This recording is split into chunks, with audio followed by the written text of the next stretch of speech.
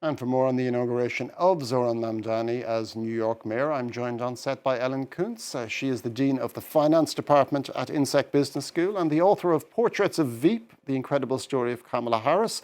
Thank you very much for joining us, Ellen, and a very happy New Year to you. Likewise, Happy New Year. And hey, it's 2026. Let's do this. Let's roll.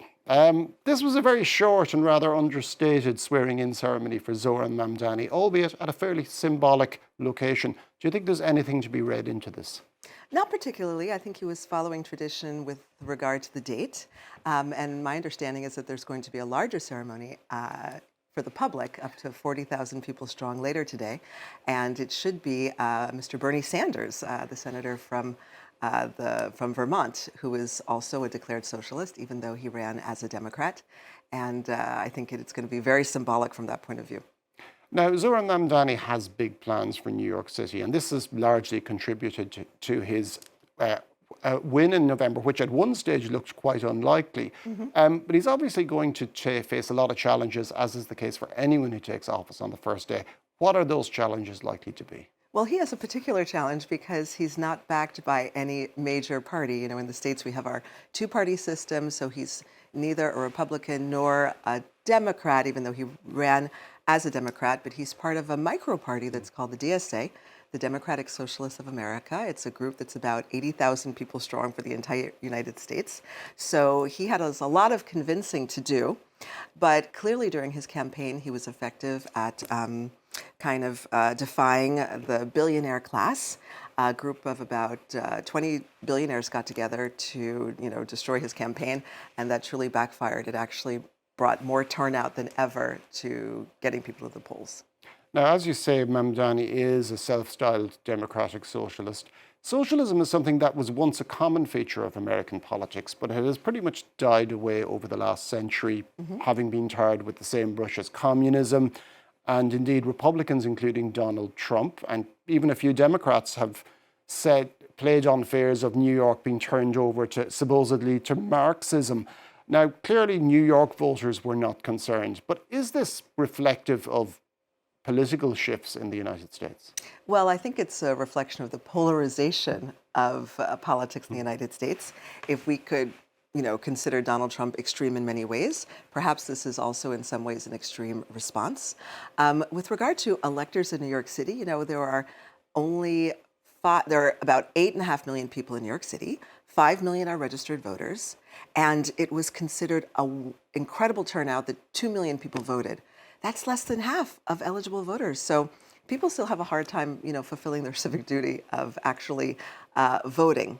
With regard to, the higher-ups in the Democratic Party who have a hard time supporting him, it's because really on both sides, in both parties, a lot of our leaders are, held down by corporate interests and political action committees who don't allow them to speak in ways, and maybe they had a really hard time embracing his message as well.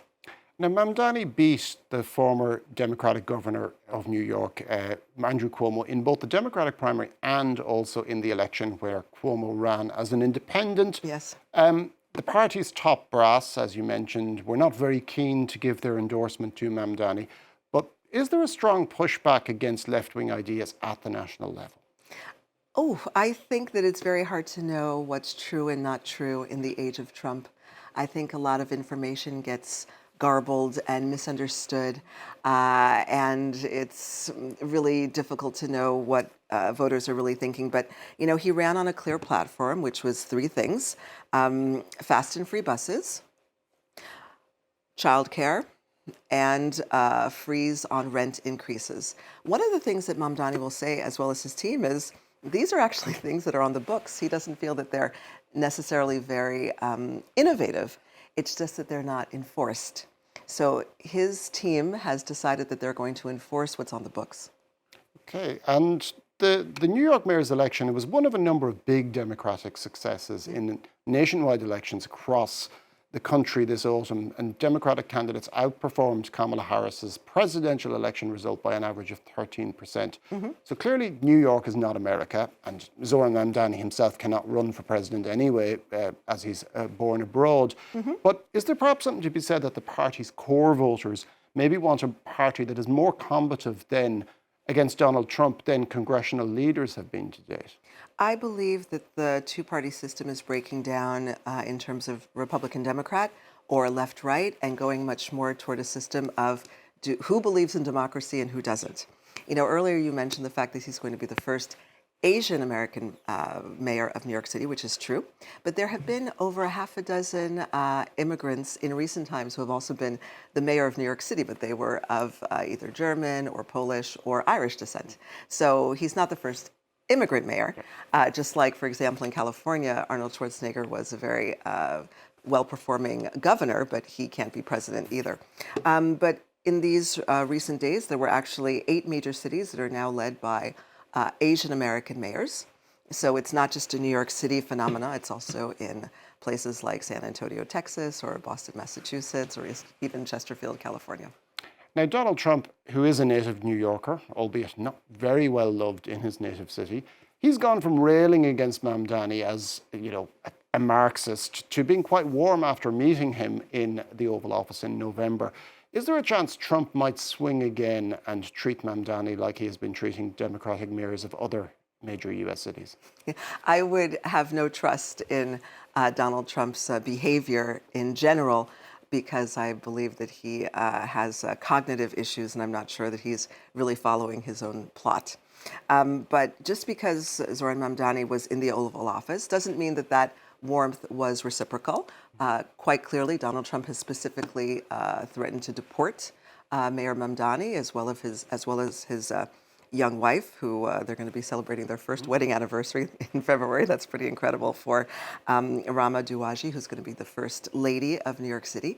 But she's a U.S. citizen. He still threatens to deport her, you see?